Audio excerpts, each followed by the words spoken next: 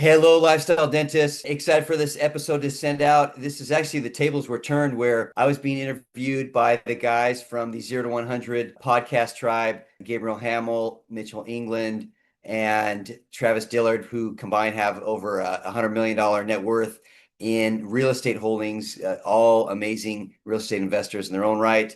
And they were interviewing me on my journey, both how I became a dentist and then started to invest in real estate in the military. And then when I got out, single family, multifamily, how I got into a mobile home park and then dental buildings, and go over what are some of my favorite investments then and now. And also they dropped a lot of gold nuggets from their investment journeys.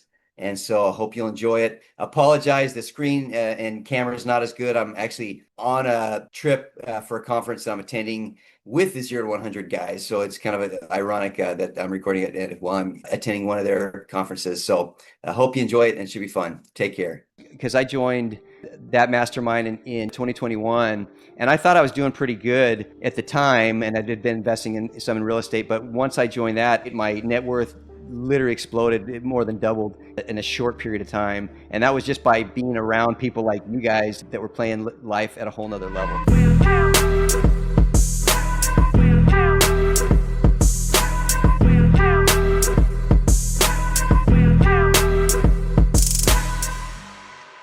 All right, what's up, everybody? I am Mitchell England, co-host of 0 to 100 podcast. We are all about time freedom through cash flow real estate.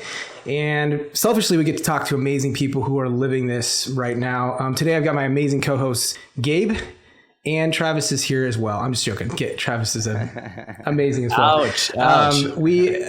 Who's the bully now, Mitch? I can tell you. Who's the bully now? I know. Well, Travis actually stood me up this morning on a call. So now I'm just like, I'm trying to let it go. I'm trying not to hold the grudge. Anyway. Just paying you back for last weekend or last week. I know we're horrible partners to each other. Well, I'm glad I could be here to help you out, Mitch. Yeah. Thanks, Gabe. Gabe, we just use you as a bounty anyway. So you're probably like marriage therapy, Gabe, kind of, with their partnership. He keeps us together. He keeps us together for sure. So guys, we talk about cash flow, freedom through real estate. We talk about, saying bye to the W-2, getting out of the grind, using real estate to become free. And we're not flippers, we're not developers, we're not spending time on a lot of those other things, wholesalers, which I'm not saying that's bad, right? You can do really well, but we're very, very laser focused on how do you go out into the marketplace, find awesome cash flow assets, put those together with investors or creative seller financing, or however you do that, take them down and use that cash flow to get free. So today we've got an amazing guest, Garth Hatch. I'll do a quick intro and I'll probably say a couple words wrong because Garth is a dentist by trade and there's some big words in his bio. So Garth grew up in Riverside, California. Dad was a fireman, fourth of 6 kids. So I'm assuming this is a very loud house, probably a lot of fun growing up. It's like a little football team. Yes. Tons of love, but you mentioned not a lot of money. So I'm interested to dive into that as we dive in here. Had a wealthy uncle, which you kind of labeled your rich dad. I like that in your bio. I'm assuming was an awesome role model there. So started investing in real estate at the U.S. Army Dental Corps in 2003, and then has continued up until now. Bought an endodontic. Did I say that right? Yeah, endodontic. Good job, man. Good job, Mitch. Yeah, endodontic. Yeah. Endodontic practice in 2010. Grew from a single doctor to 5 endodontists. 2 locations in Kennewick, Washington, and then sold it in 2022 for a 7-figure payday. Super awesome. Currently invests in rental property, single family, duplexes, triplexes, a mobile home park, and commercial dental buildings, short-term rental properties. Sounds like a lot of, I'm interested to get into your portfolio, in other words. And the last note here, founder of Lifestyle Dentist, what I definitely want to talk about because I know you're making a huge impact in dentists' life, helping them get free, automate practices, that kind of stuff. So Garth, welcome to the podcast, man. Glad to have you. Hey, good to be here with you guys. Gabe, Travis, and Mitch, all 3 of you are my role models, mentors, and yeah, it's an honor to be on your show, man. This is awesome. Yeah, it's awesome. Awesome to have you on the 0 to 100 podcast show. Yeah, likewise. I mean, we speak highly of you all the time. It's funny how we're your role models, but I would also add you to my list of role models. So that's weird. Travis and I speak highly of you. Mitch was talking shit about you. That doesn't surprise me. I don't know why that doesn't. Well, look how right before he found out you were coming on the show, he was like, I can't even. I don't even know if I can his head say. is. He's trying to outshine my bald head. So Mitch changes the subject. Yeah, it's Mitch is toxic. So I love that you're an entrepreneur. I mean, you're a freaking doctor, dentist, right? I mean, you're a doctor. You're an investor. So you're everything I am except the doctor part, because I am not a fraction. I don't have a fraction of your intelligence. So kudos to being a badass. So all right. So I think so you're calling in from Oregon, or Washington. Yeah. Tri-Cities, Washington, West Richland to be exact. West Richland, Washington, which is the sunny side of the state of Washington. Yeah. So yeah.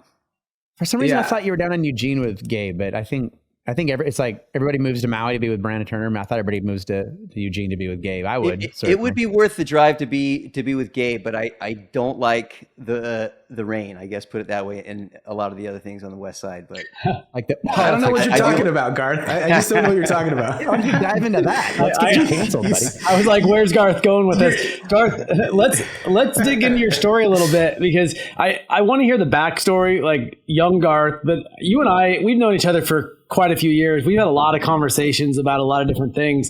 And one thing that I find very interesting is, a lot of dentists, a lot of doctors, that's kind of the pinnacle. That's the peak of their career. And ever since I've known you, it's always been not that isn't an accomplishment, because it is, but you've always been someone that I've seen as someone that wants freedom, that chases freedom, that actually understands, like, you know what, I accomplished this thing. I became a dentist, but I actually, there's more to life, and I want to achieve that through cash flow real estate. So let's kind of talk about the backstory, but kind of how and kind of when in your head had you decided there's actually more than, I don't want to be a dentist for the rest of my life? Yeah, no, great question, Gabe. Thanks. And as you mentioned, grew up in Riverside, California. Big family, a lot of love, not a lot of money. My dad was a fireman, and that was kind of my original plan, is to be a fireman like my dad. I had both my dad and my uncle. I call him my Uncle Noel, and he was kind of my mentor, hero growing up. He was a state boxing and wrestling champion back in the day when they had wrestling and boxing in high school.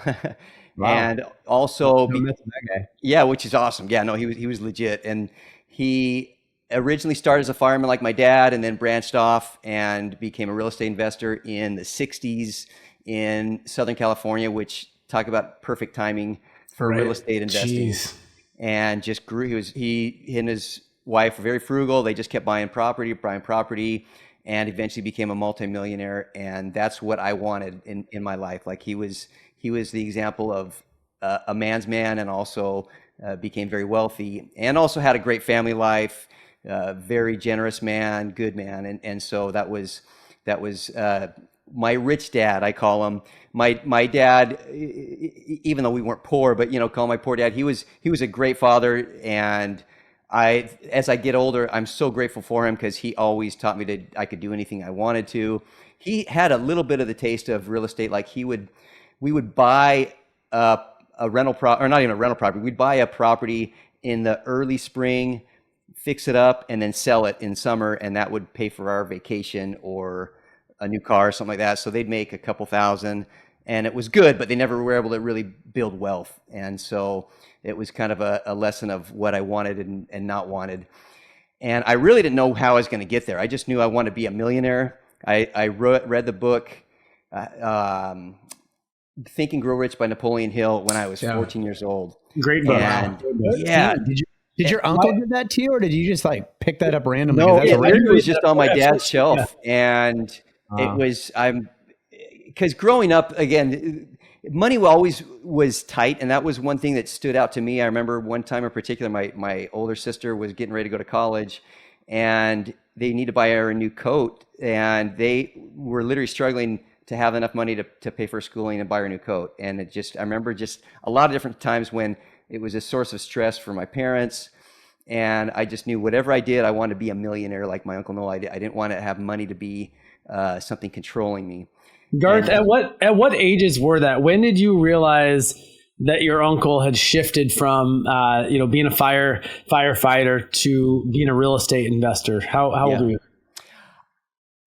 He had already become a millionaire when I was, as long as I can remember, because he started in the 60s. I was born in 75. So he had already been where I wanted to be as long as I knew him. And it was more from a distance. I mean, we'd get together, a couple times a year for family things, but that was about all I knew at the time. But I knew he made a lot of money and had a lot of real estate, and I knew that was a good path. So I did know one way or the other I wanted to go into real estate. I just thought fireman because that's what my dad was. That's how he started, and that was kind of the thought. I got into college at BYU and found out they didn't have a fire science major. And so I'm like, well, I guess I won't be a fireman, and I'll do physical therapy just because I liked exercise. It literally was about that much thought. And went all the way through almost graduating college and applied for a physical therapy program, didn't get in. And it also got me thinking about, is this what I really want? A friend of mine was going into dentistry at the time and is like, hey, it's a great lifestyle and they make a lot of money. I'm like, sign me up. That's literally all I knew. I did not have a dad or uncle or somebody that was a dentist. I just thought, okay, they can make a lot of money. And so maybe I can do that and then buy real estate. So that was literally my path. Luckily, I think, feel like God was guiding me that way, because otherwise there's no way I would have even chosen that. It wasn't even on my radar. So it was kind of funny. I love how, by the way, two takeaways. It's amazing. And Mitch always talks about this. It's one of the few intelligent things he says. Like, you're impressionable at 14, and that Think and Grow Rich is like that software. You have this like impressionable like hard drive or processor, and like you downloaded at an early age, like Think and Grow Rich. Like, you probably don't remember anything about that book. Maybe you do, but like how it starts to mold like the way you look at the world. So big takeaway there. Get your kids. I mean, I'm always talking to my kids about passive income and like providing value and all the things that entrepreneurs think about. Also, things happen to you or happen for you, not to you. Like you didn't get accepted into the physical therapy program and you became a dentist, which I would argue is way better. No harm against your, no offense against your physical therapists out there. But I mean, like, yeah, dentist, like if you like, oh, he's a dentist. Oh yeah, man, that guy, yeah, he's got money. But it's also interesting how you went into dentistry, not because you wanted to be a dentist, maybe you did, but it was to make a lot of money so you can invest in real estate. It was sort of like a means to an end, which a lot of people feel like becoming a doctor is the end. That's like, you have arrived, you got the champagne, you're in first class, like you're a doctor. But a lot of people, but I do know a lot of doctors that become doctors or dentists and things like that, but you're still trading hours for dollars, right? You're still like doing the thing. So what great foresight for a young guy. You're way smarter than Mitch and I. Gabe had a lot more foresight, I think, but like way smarter than us. Like, well, cool. where you guys ended up faster than I did. I still look up to you guys because you did it without a bunch of debt and or time debt. I was lucky to go through dental school on an Army scholarship, so I didn't have any money debt, but I had 7 years of my life debt, and so you guys really do it without that. So you were a commissioned officer in the Army then as a dentist. I never knew that about you. That's cool. Yeah. Yeah. So thanks for we're all vets here. Thank you. No, I know. That's what I was thinking. All four of us are vets. That's pretty impressive. I do think we've had a few different, military guys on. I mean, I love it. I love it. Garth, when did you buy your first property? Because you went through dental school. You've had real estate on your radar pretty much your entire life. What was your thought process? Like while you're in dental school, why you started practicing dentistry? At what point did you pull the trigger and buy real estate? And kind of a second question to that, at any point were you like, you know what, I'm just going to focus on this and not do real estate? Or was real estate always on the forefront of your mind as you were going through dental school, as you opened up your own practice and kind of going forward? Yeah, thanks, Gabe. Great question. It was a little of both. I always knew I wanted to be financially free, and whatever vehicle would get me there the best, that was the plan. So I had the example of my uncle with real estate. I also, when I was in dental school, some guys were day trading in stocks. It was like the late 90s, early 2000s. And I'm like, maybe I'll become wealthy trading stocks. And I took my whole life savings of $2,000, which, now it's kind of laughable. Back then, that was like all the money I had, and became a day trader in between my dental school classes. I love that. And bought some real winners like MCI WorldCom and things like that. Lost every penny. Literally, I lost all the money when the the stock market crashed. But looking back, it was probably a blessing because it put a real bad taste in my mouth for the stock market. Can't control and it. so Can't control and I just felt like real estate I'd have more control over, and that's the way I wanted to go. And I looking back, I wish I would have done it even during dental school, because I probably could have. I just figured I didn't have really money to do it. And so I bought my first property when I finished dental school, went in the Army. I did my officer training and then moved to Columbia, South Carolina for my first assignment. And we bought a house then for $98,000. And I remember what year was that? About that. That was 2003. 2003. Mm-hmm. First property. And I did a kind of like a house hack before I really knew that was possible. But I bought our first property, and kudos to my wife. She was totally on board with us growing through real estate. Bought the first property right when I got out for $98,000.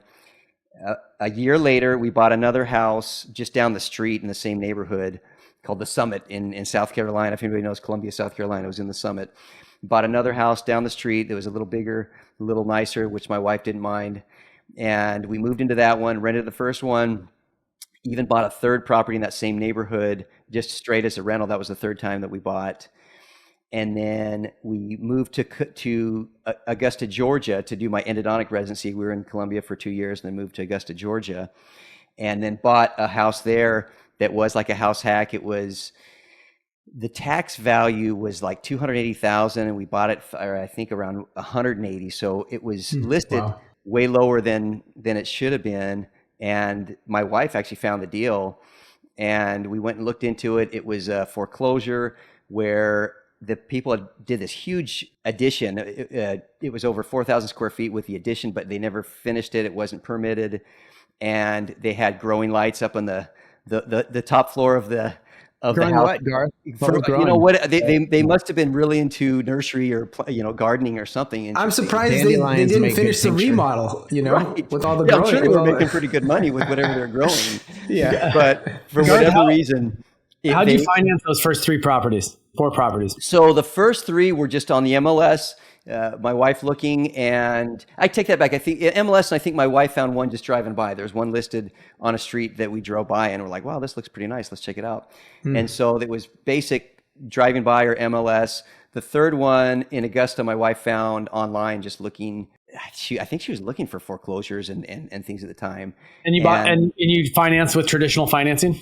All of them were traditional financing. Yeah, at the time. It was pretty easy to get financing, especially with the military.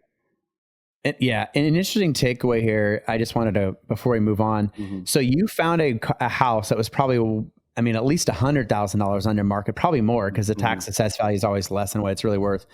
That highlights, we talk about this all the time on the show, like that highlights how you can make a lot of money in real estate is because it is an imperfect market. There's no way you could have accidentally found a stock that was worth, $150 a share for $79 a share, and whoops, because the stock market's a perfect market. But we've seen this. We made millions of dollars based on buying property that maybe it was a residential broker selling a commercial asset that didn't understand how to value it. So yeah, there you go. An imperfect market. You immediately walk into $200,000 in equity, whereas like saving that kind of money on a, I guess you were probably an 01 or 02 salary is like really hard. But the minute you sign on the dotted line, you just took $100,000 minimum pop to your balance sheet. So interesting compared to stocks, real estate versus stock. So. Yes. Yeah. I got a question for you, Garth, because, and I love that, by the way, imperfect market, you can find these opportunities, but I think a lot of people do not take advantage of real estate or the imperfect market because of debt. Because they're like I know, like I was in the military, and it was like, I was like I had read Rich Dad Poor Dad and Think and Grow Rich in these books. So I knew that there was good debt and bad debt. Like I knew the basics of that, but like, did you have a pretty good relationship early on with debt? And were you like, hey, it sounds like your wife did too, but like, did you just look at that differently? Because I'm assuming a lot of your classmates were going, no, stay out of debt. Why are you buying another house? Like, what can you describe your relationship with debt at that time? Yeah, it was, I'd say a little of both, because I knew real estate was the way to go, and the more properties I could get long-term was where it was going to help build that wealth. But I was scared, honestly. Even the $98,000, that was what I'd make in a whole year, maybe more than I'd make as a dentist in the Army. And so that caused some anxiety. luckily, each time my wife was on board, she was totally supportive of it. In fact, that the property, it was 180,000, that was well under market. I was probably the most stressed about that because I'm like, $180,000, this is insane. Looking back, it's laughable, but it was just way more. Like, we could have bought something for $115,000 in Augusta and we would have been fine, but it was way more than our comfort level. But it was so undervalued that we're like, this is a great house that's undervalued. And we were able to even house hack that. We lived in the top 2,500 square feet, rented the basement. We did a build out in the basement that had a bathroom and 3 bedrooms. And we put in a kitchenette and rented it to another military couple while we were living there. And so our mortgage was less than it would have been had we just bought a regular house as we were renting the basement out. I guess each time was a little scary, but each time we did it, it ended up paying out well. And I think it helped us both get comfortable with debt, because it is interesting, again, with like my whole experience with the stock market and real estate. I could not get a loan from the bank to buy stocks. But you still the bank, can't. Yeah, I still can't, right? But ask, what was your down payment on that 180,000? I mean, it was what, 10, 20%? I'm trying to remember if we even bought that with a VA loan, because I know some of them were zero down. Yeah, which would have been like hardly anything down. Yeah. Maybe you put zero down, maybe you put 5% down on 180 on a house worth maybe 280,000. Well, when that house appreciates, the entire $280,000 is appreciating. So you go in with zero or very little down, but you're getting appreciation on the whole thing, which is the power of leverage. Again, compared to the stock. This isn't like a podcast to bash the dumb stock market.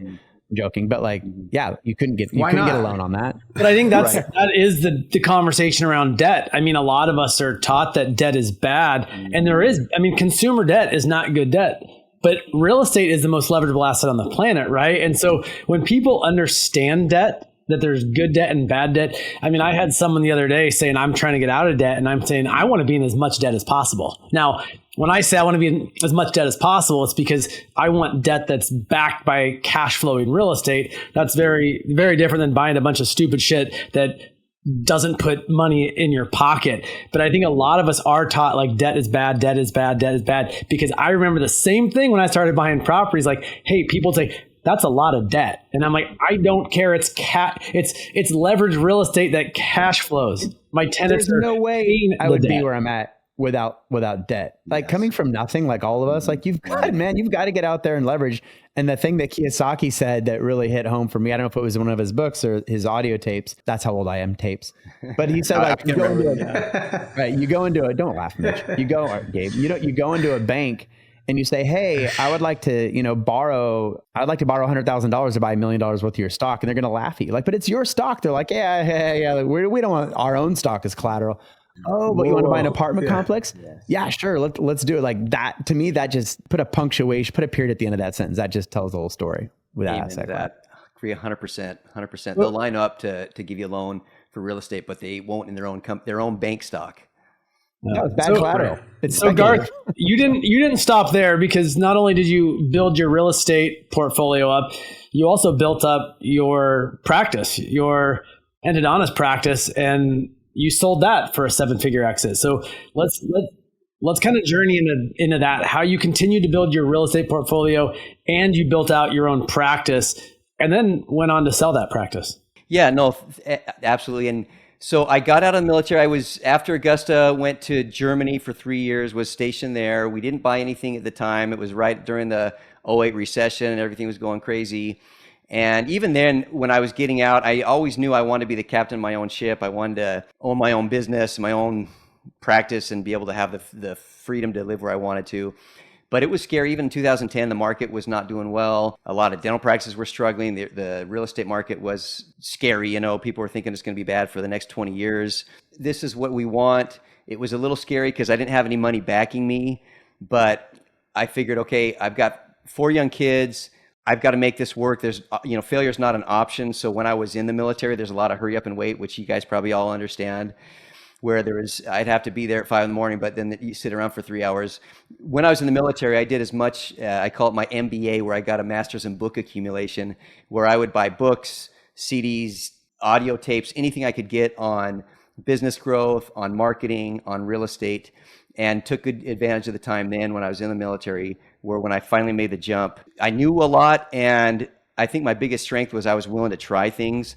A lot of things worked. A lot of things did not work. I made probably more mistakes than right decisions, but I was just willing to throw up whatever would stick on the wall. And if it worked, I would do more of it. If it didn't, I would abandon it. But that did help. And so I got out 2010. In fact, I found a guy that was getting ready to sell his practice. I contacted him direct. My wife had family living in the Tri-Cities, Washington, Eastern Washington.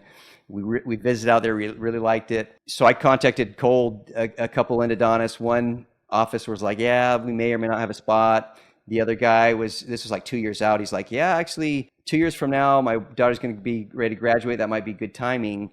And so let's stay in contact. And we did. I ended up buying his practice. And that worked out well. As soon as I got there in July 2010, I just did anything I could on marketing. I put up like yard signs around town that say, got toothache, call Columbia River Endodontics. Didn't awesome. Get a single patient from that, but I tried it. You gotta try dental bandit signs. It's like a wholesaler. Mm-hmm. I've never heard. I love that, but I love the scrappiness. But because people often think like, wait, you bought a business? Like I can't do that. And this is a real estate podcast, but I do. I grew my company. I bought businesses. How did you buy that business? Was it a seller contract? Was it SBA? Like, because there's financing is also the same with businesses as like real estate. So yeah, this one, my first business with the practice was like a dental mortgage company. They would loan on dental practices. It was around 7.5%, I think, at the time. It was still a big chunk, but I had some money saved from that first chunk of money. We had about 90 grand saved. That was all our savings. But the fact that we had something, the bank was impressed, because most people coming out of dental school or out of the military, they are broke. They don't have anything. And so they let us use that as collateral to buy the business. And most of it was financed with that initial practice. And so we still had some money available for buying equipment and other things like that. Yeah, even there, that was scary, but it paid off very fast. The other thing I did smart was I got a good consultant right out of the military named Ace Gorig, who was a successful dentist and endodontist. And at the time it was $25,000, which was a lot of money.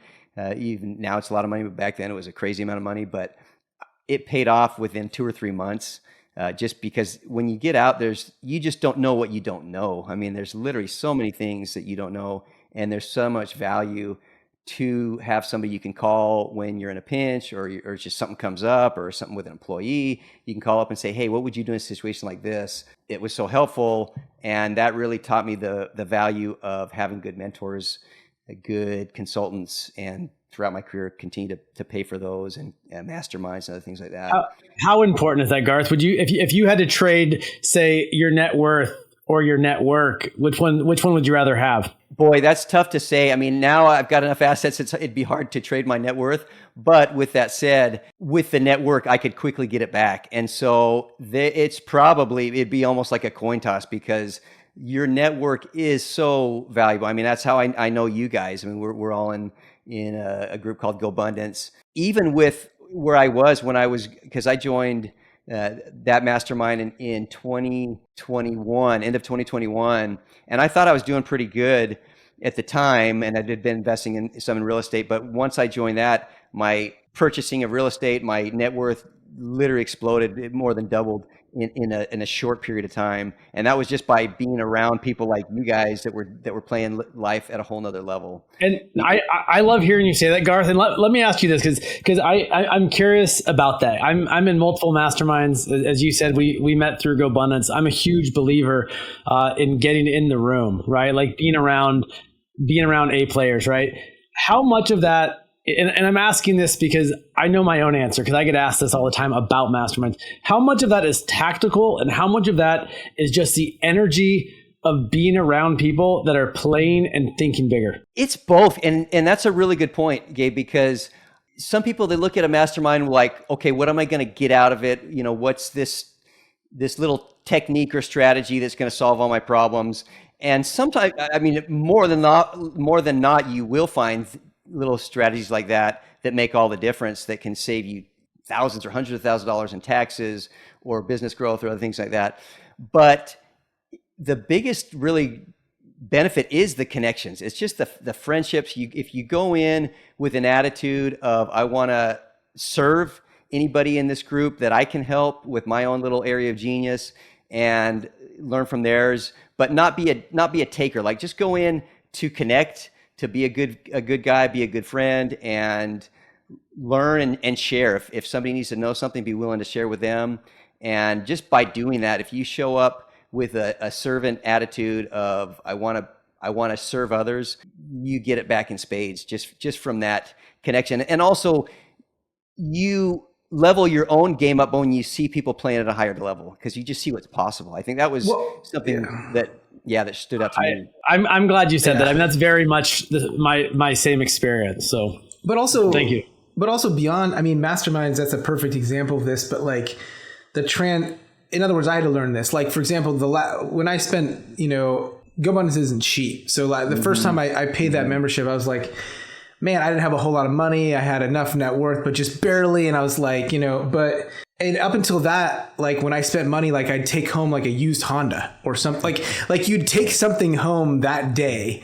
And this was the first time I was like, man, this is just gone. And now I got to sort of figure it out. But I also feel like whether it's a mastermind or life in general, you can tell who's transactional. You can tell who shows up and just wants something out of you and then disappears. Or you can tell the folks, the men and women who show up and are like, hey, I'm here to help you. I'm here to be a part of the tribe, a part of the crew, so like, I love that you said that. And Gabe talks about that a lot. Like, this game, whether it's dentistry or investing or what, the game of life is played by those best, I think, that really, really give into their relationships. And like, well, isn't that just true for life though? It's funny that you mentioned like, I didn't know what I'm going to do, but I know I'm going to provide value. I even told that I dropped my kids off this morning at school. I'm like, hey, I'm always like dadisms, they call them. They get so irritated with me. I'm like, hey, like if you forget everything, like, or if you don't really know where to go, just like how can I provide value here? So like you went into GoBundance, how can I provide value here? Like we go into like 0 to 100, like we started this, like, how can we help people? How, and it's turned into a business. Like if you're giving, you're receiving. And so again, like Mitch even says this, like, how can you go, like billionaires just solve big problems and provide value to an amazing amount. Yeah. They're connectors, again, right? They're playing on a different level. They're not transactional. They're like puzzle. They like put together puzzles of people and they can, I love that. But I think that's sometimes amazing. He's a little soul sucking. I don't know if that's being a taker or a maker. But be a maker, Mitch. Well, this is what happens when you talk to somebody every day for hours. It starts to go sour. So, but not Garth, because Garth is one of the nicest guys that I've ever met. I have never heard Garth say one bad thing about anyone. Also, one thing I noticed about you, Garth, since I've known you, and you said this about when you were younger, but I've noticed it to this day, is like you're willing to try stuff. Like since I've known you, we've had multiple conversations one-on-one or even, within the mastermind of like, hey, I'm thinking about doing this. I'm thinking about doing this. I'm thinking about trying this. And in a very cool way, kind of like this childlike, hey, I don't know it all. I'm willing to try stuff. And if it works, I'm going to double down. And if not, you also shut it down and move on pretty quickly. Is that just your nature or something that you've been conscious of or why? I don't feel like a lot of adults have that willingness, but you definitely do. Yeah. It's a good question. I think it's probably a little of both. If you've ever taken your Colby score, I'm higher on the quick start. And as such, I'm willing to try something out. It's like, jumping out of an airplane going, okay, yeah, I'm going to jump. And then you're on your way down going, oh, wow, do I have a parachute? Got to figure this out. Yeah.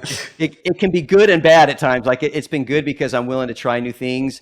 It's been bad because I'm also guilty of chasing that next shiny object. There's always something better to try, I got that when I went in GoBundance. All these awesome guys are doing all kinds of crazy, amazing things. So let me try a little of that. Let me try a little of that. And I had some relatives that owned farmland and did really well. I bought a cherry orchard here in the Tri-Cities soon after I got out, which looking back, it was so dumb. If I would have just gone all in on just buying duplexes, triplexes, mobile home parks, it would have been, even though I did buy some, I could have bought so much more had I not been messing around with the farm. But, looking back, it is what it is. But I guess it's a blessing and a curse, but I definitely am willing to just try something and see how it works. Well, so is your focus now buy and hold cash flow real estate? 100%. That's solely my focus here. Well, isn't a cherry orchard cash flow? Is that, I don't even know anything about the economics of a farm. Maybe we should get a farm specialist. Garth ate all the cherries, so there's nothing. Yeah, I did. No, it was fun in that there is just a feeling of abundance when you go into this. I mean, this orchard had been around since the 50s. I mean, literally there were thousands and thousands of pounds of cherries every year. Even in a bad year, you'd have thousands of tons of cherries. So it's like you could literally feed the entire city cherries. Like, so that does feel like abundance. And the first year I actually made good money. Like, we bought it in February and we then had the harvest. It was a good year for the harvest, and we got almost 200,000 in. And I'm like, I just felt like I hit a home run. I'm like, this is awesome. But what you don't realize is you've got expenses throughout the whole rest of the year, and you've got to hire pickers and sprayers and cherries are also kind of like, we have cherries locally. I'm in Hood River, Oregon. It's kind of like it's like boom or bust. You can have some years that are like amazing, and then you get like one bad weather day and like it rains too early and they all split or something. Yeah. Do you still own the cherry orchard? No, I sold it, and grateful I did. I made money the first year, kind of broke even the next 2 years, and then lost money the last 2 years. And that's kind of when it really sunk in. I'm like, all my rentals are making money, and I literally worked. I would have been better off if I was like working this part-time job at McDonald's financially than having, the one silver lining. I ended up buying a 30-acre parcel in West Richland, Washington, that we were planning on putting a cherry orchard, and built our home. We did build our home on it, but we didn't build the 30-acre cherry orchard, which I'm glad we didn't. And the property's really gone up in value. It's right near the path of growth in the Tri-Cities. So that's been a win that just kind of by default. But overall, yeah, I think if you're going to do farming, you have to have a lot of acreage and a lot of different crops, because that way one may do bad, one may do good, but you can overall do well with, But I commend you for it, though, because like I feel like you're one of those guys. You're not going to look back on your life when you're older, and sit there and go, that was boring. Like, you're like dentist and a doctor and like super, but you're scrappy. You're like putting out bandit signs for toothaches, and you're buying a cherry orchard. Like, that to me is like, well, that's why you're a multi-millionaire. A mistake. It's like, you're just like scrappy and you're after it. Well, he's an action taker. Like, he's willing to take action. Like, I feel like that holds a lot of people up.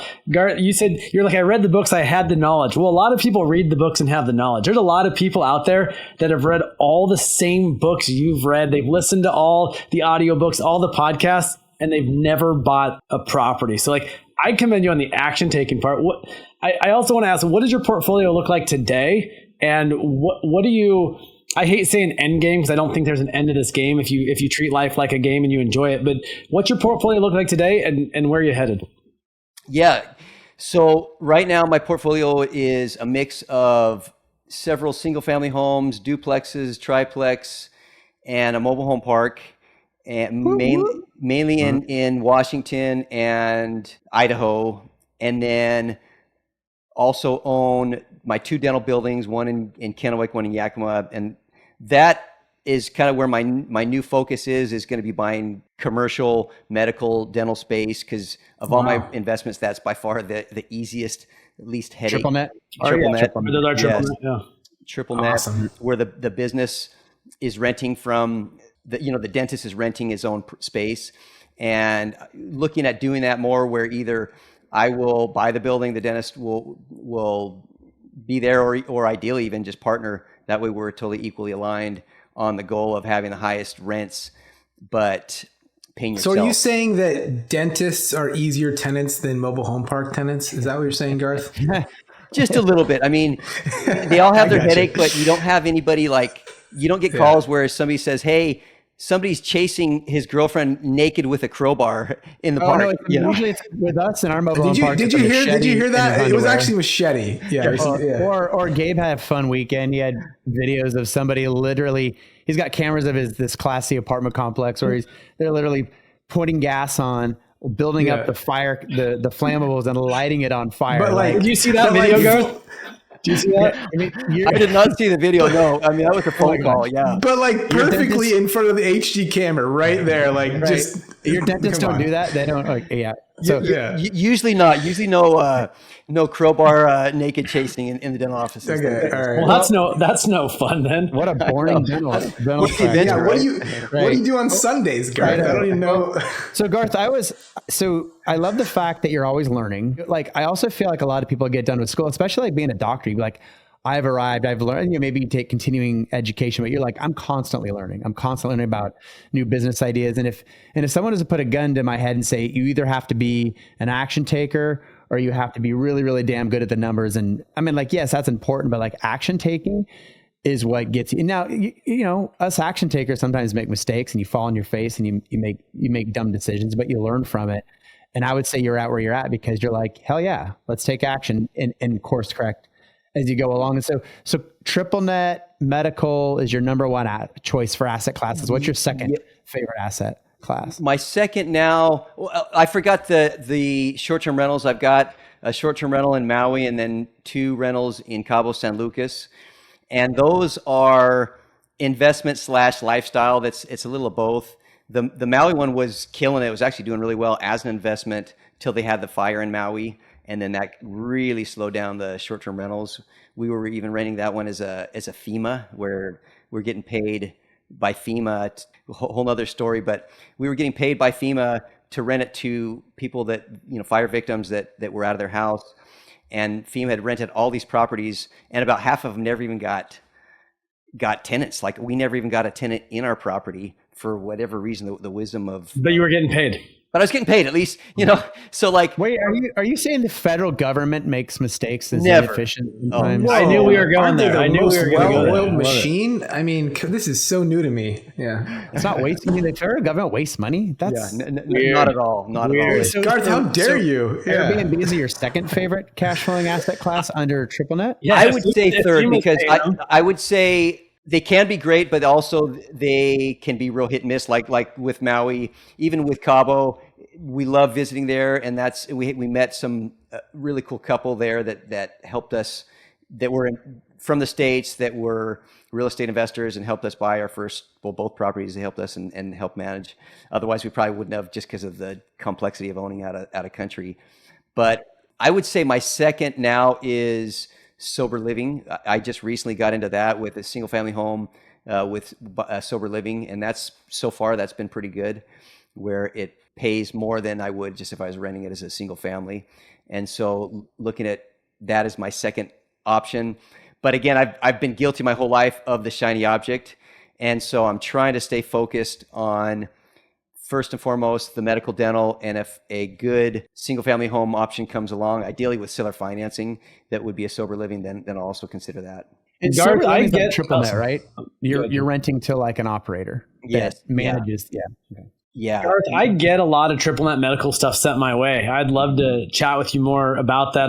Most of my triple net stuff is large industrial, but I get a lot of medical, including dental, sent my way. Yes. I'd love to buy a property with you. Let's do it. No, honestly, I would love that, Gabe. Let's partner on a property, and ideally drag in one of the physicians or the dentist in the deal, and that 100%. Way, oh, seriously, they're not going anywhere. Yeah. 100%. Well, and I love that you owned a business, you sold the business, but you kept the real estate. And I tell people that all the time. Because that's a part of your retirement. I do want to. So you actually bought you bought a business and then acquired another business, or did you just buy the one business? Bought the one and then started the second from scratch. We bought the real estate, but then we just started a new practice in Yakima from scratch, and that there was definitely a learning curve to it, but luckily we were able to grow it, and it's paying for itself, and we still own the real estate.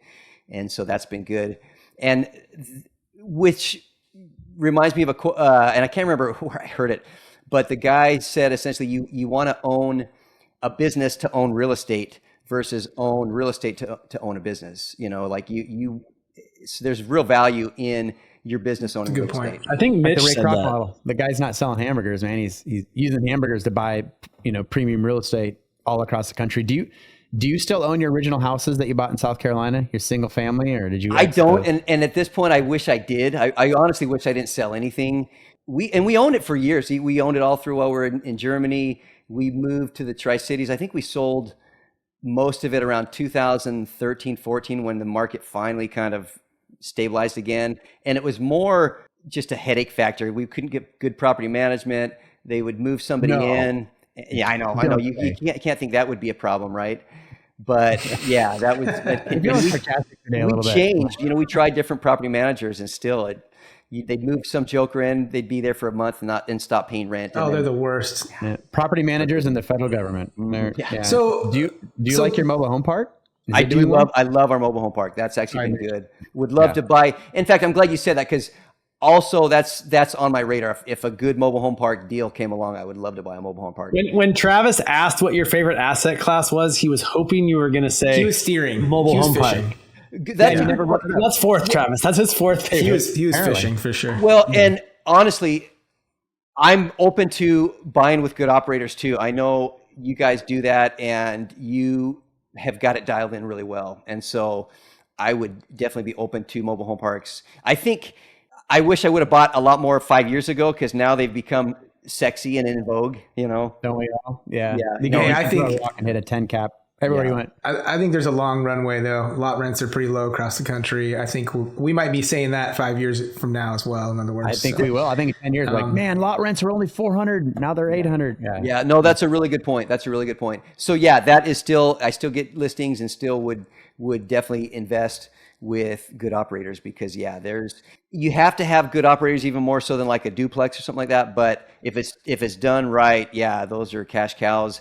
And I also look at them as it's a zone it free card, whatever you want it to be zoned in the future. If you wanted to switch it to apartments or to commercial or residential, most cities would happily switch it. Yeah, unfortunately, you're right. So Garth, we're top of the hour. I want to pivot a little bit, because I want to make sure we talk about lifestyle dentist, because I know you're getting busy with that. Are you about a year into that, or 2 now? I can't remember when you officially about a year. Yeah, it was kind of in the idea.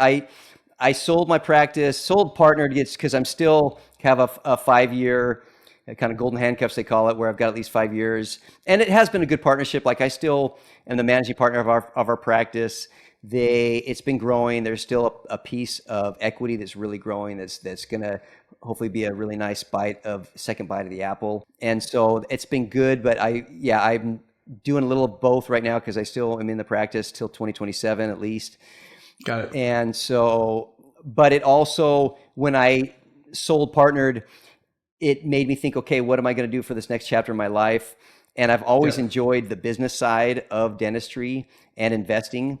And there's a lot of dentists, unfortunately, a lot of physicians, dentists in general, that make good money, but they're like two weeks away from being broke. It's sad. I mean, they make really good money, but they know how to spend. They've got all the boats, all the fancy cars, the fancy home, and they don't have any assets. That's one of the biggest lessons that dentists and physicians in general, if they learn, hey, use your business as a source of revenue to then buy cash flowing real estate. Well, any cash flowing asset, but my favorite by far is cash flowing real estate. Ours too, Garth. Ours too. Just want you to know that. It's amazing. I'm glad we're aligned. It's amazing. Like, you don't learn that in dentistry school, right? In other words, you're coming in going, hey guys, like, let me help you build a castle versus just like be a rat in your own wheel, because and it's an impressive wheel. I mean, you guys do amazing work, but I don't think dentists are all rats. It's still a wheel. But that's unfortunately, that's a lot of Americans, right? And not just Americans. That's a lot of people worldwide. It's paycheck to paycheck for most Americans, whether they're making a lot of money or a little bit of money. That book, The Millionaire Next Door, that was written in the 70s, if you remember, they were going out looking for people that were wealthy. And what they found in these, a lot of these fancy neighborhoods were high salary earners that were broke. Just like what Garth was saying, they were 1 month away from like nothing, So I don't know how many times I talk to, because I hold physicians in the absolute highest regard, and they're not rats. Maybe we can edit that part out what Mitch said, but even as a kid, I like, oh my gosh, like that's amazing. But I've talked to like people that are highly specialized surgeons, dentists, people that make an obscene amount of money that a lot of people, or what would seem like an obscene amount of money, a lot of people like envy that. And sometimes they feel like they have to hold up that lifestyle. Like, I'm a physician, so I need the car and I need the house. But, when you actually really like dig deep with a lot of them, they're just like, I have a good buddy that's 60 and he's a surgeon. He's like, I want to break out of this because I'm still trading my hours for dollars. And so I would say, like, man, like, I love that. Like, make a lot of money, control your spending, and invest in assets now that generate generational passive income. And then you can go buy the fancy car. You can use the self-storage facility to buy the Ferrari, not the it has to be assets. Making money and building wealth are not the same. Like, yes, it's not how much you make, it's how much you keep, it's how much you invest. I mean, if people can wrap their minds around making money and building wealth being completely different things, I think it's a game changer because they're not anywhere near the same. Yeah. Well, for example, one dentist that I'm coaching in North Carolina, and I won't tell his name just for privacy, but he was paying about $300,000 a year in taxes. And with just some strategies, some basic strategies we went over this year, he's going to save about $600,000 in taxes. Wow. And that's life-changing. I mean, that's real, even for a dentist, that's life-changing, real wealth. Just out of curiosity, we're not giving tax advice on this show. Go talk to your CPA, blah, blah, blah, disclaimer. But is that getting professional real estate status, or is that using passive losses against active income? Is that? Yeah, all the above. As far as having the spouse be an active real estate investor, he had bought real estate. His CPA had the wrong CPA. His CPA didn't even mention anything about tax segregation and things like that. And I give my knowledge, but I make a big disclaimer. I am not a CPA. I'm not a financial planner. But I have good CPAs, good financial planners that I know and work with. So I recommended a good CPA for him. And yeah, and you have your personal experience. You're not just saying it. These are things that you've done and you're implementing, and you've created this life for yourself so that you're able to. Not to go on a tangent, but like, what a great professor you are. Like, sometimes you hear about these business schools where you're like, why is the professor, like, what has the professor actually done? And I think, higher education is coming under attack. I mean, not if you're becoming a dentist or an architect or an engineer, a physician, but it's also like, you're sitting there, you're probably providing, I mean, obviously not the dentistry part, but like the part you're teaching these dentists is better than any business class they could have taken. They're understanding how to leverage assets, how to offset active income, like how to buy real estate in one LLC and rent to yourself. Like, there's like invaluable lessons. But that's why 0 to 100 people, is, growing quickly. That's why you're going to do really successful, Garth. That's why, in other words, like being in a college setting is so much different than speaking to people who have done it and are doing it and live it and experience it, but yet they're giving back through information or coaching or whatever that medium is. Like, it's a totally different thing. Yeah. It's a totally different thing. Yeah, completely agree. Yeah. It's the difference between just hearing about something and having somebody you can call and say, hey, I'm in this situation. What would you do? And yeah, a lot of times you just don't know what you don't know. And so if you can have somebody who's been there, done that, as you guys can, if somebody's buying a mobile home park and you can say, hey, you really need to look into the expenses and into the financials, whatever else it is, that could potentially take them from a home run deal to a nightmare situation. But when you're new, you just don't know what you don't know. And so to have somebody on your side that can kind of guide you and get in a 1 hour phone call can save you more than probably what you paid them is so worthwhile. Yeah, you'd like, what's the ROI? That guy paid you your coaching fee and it's going to save several $100,000. And by the way, not mentors, masterminds. One side is like the energy, you're expanding your mindset. The other piece is some of the tactical knowledge. The third piece is, hey, I got a guy. Yes. I got a girl. Right. I know. So I've got a good CPA, or I've got someone that I can connect to. I have a good lender that specializes in dental practices, or I have somebody like that. Sometimes like even with Gabe, I'm like, hey, Gabe, I really need to find a good lending broker that specializes in this particular asset class. And Gabe's like, I got a guy. And the guy saved my ass last year. So yeah, connections. It's all about the connections. Garth, on the topic of connections and being in the right room, one of the benefits we have for our elite 0 to 100 members is they get the opportunity to stay on with our guests and do a live Q&A for about 30 minutes. So if you have the time and are willing to do that, a lot of our elites are on this call listening live, but at the end of the show, we'll transition over and they'll be able to ask you questions directly. It's been a big benefit, I think, for our elite members to be able to get face to face with our podcast guests. Happy to. And on that note, and sincerely, Travis, Mitch, and Gabe, I'd be happy to help you guys any way I can, because really you have made a life-changing difference for me. Just our friendship since joining GoBundance, and having somebody where I can ask something, be that a financial question or a family situation. With our mastermind, we've been through all kinds of different discussions, as you guys know, and it's so nice to have a brother that's walking alongside you that you can reach out to. So yeah, happy to help any way I can. Appreciate it, Garth. Feelings mutual, my friend. Absolutely. We have one last question we ask all our guests, and I guess I'll just take us out of here really fast. So we call this the "you're on your buddy's couch" question. Well, we used to ask who's the most attractive, and my name kept coming. Actually, up, one so more than people thought. doing Even though that. I'm kind of average. So I would think Right. it's a bit of a mix. If you could have Mitch's head, Travis's face, and Gabe's body, like that would be like, a Greek we god. haven't gotten that. I feel like this is something Garth has thought about before. That's Okay, weird. Garth, why were you so prepared with that, man? I mean, he said my face. I thought I've been So prepared. Too prepared. Too prepared. I love that. I my love that. moneymaker, my face. I love how it's just my head So too. Everyone back else to the gets like a serious body question. or a face, It's like I just get a head. Yeah, Mitch just gets the Garth top. already has the top of your head. Oh. Okay, so I know, you're I on the know. couch. You've lost everything. You're on a buddy's couch. You've lost all your money, and you lost all your assets. And we used to say you had your network, but you don't get your network anymore. You lost your network. Like, what do you do? What's the first week, the first month? Like, what are the things that you're going to do to go build your life back up again? Yeah, first thing, I would need some cash, so I would get whatever job I could, a vertical income to just have money coming in, whatever that would be.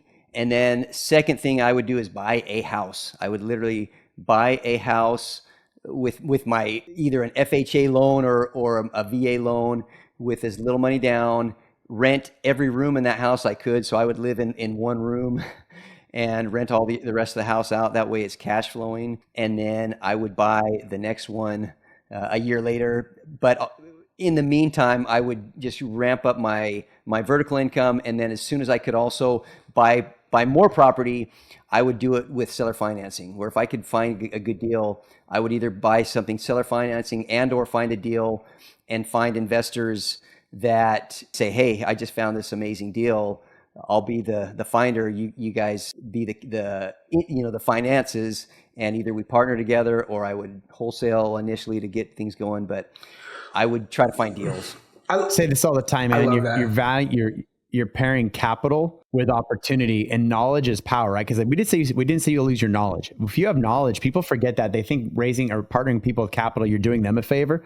But I'll tell you, like if someone comes to me and says, I have the knowledge, I uncovered this amazing opportunity no one else saw, maybe it's below market rents or whatever the case is, and we can go add a ton of value to this. Like and they're a good operator, like I'm going to invest with you all day long, because idle cash in the bank account isn't doing anybody any favors. But it's interesting how fast you're really saying, hey, I'm going to put my name on assets as fast as I can, because you know that those are going to grow for you. You're going to have roommates that pay your own rent, that get you free from, like, in other words, like I see people, I have family that are waiting for years to buy a house because they're like, well, I got to get everything in line and I got to save up this much and I got to do this and then I'm going to get a job there and then I'll think about it. And like, you're like, man, I'm going to get food on the table. I'm going to go buy an asset. And I'm going to buy another asset. And I'm going to buy an asset. Yeah. We also talk about what we call, Garth, the R1 framework in this tribe. It's like, how can you go from nothing to scaling to over 100 units and hitting what we call R1, which is retirement number one, where your passive income covers your living and lifestyle. And there really is a framework. And it's funny, like we each had our own journey. Mitch and I's was more aligned because we met early on. You had your journey, Gabe had his journey. We talked to other people in masterminds or on this show.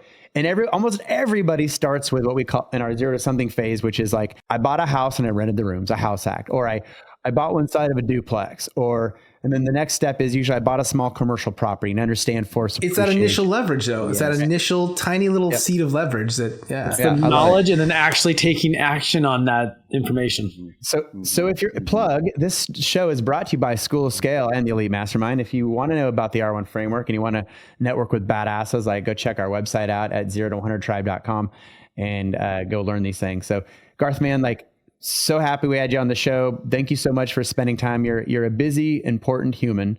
And so spending time with us and helping provide value to us and our guests is always greatly appreciated. So for those of My you, pleasure, guys. Thank you. Appreciate you, Garth.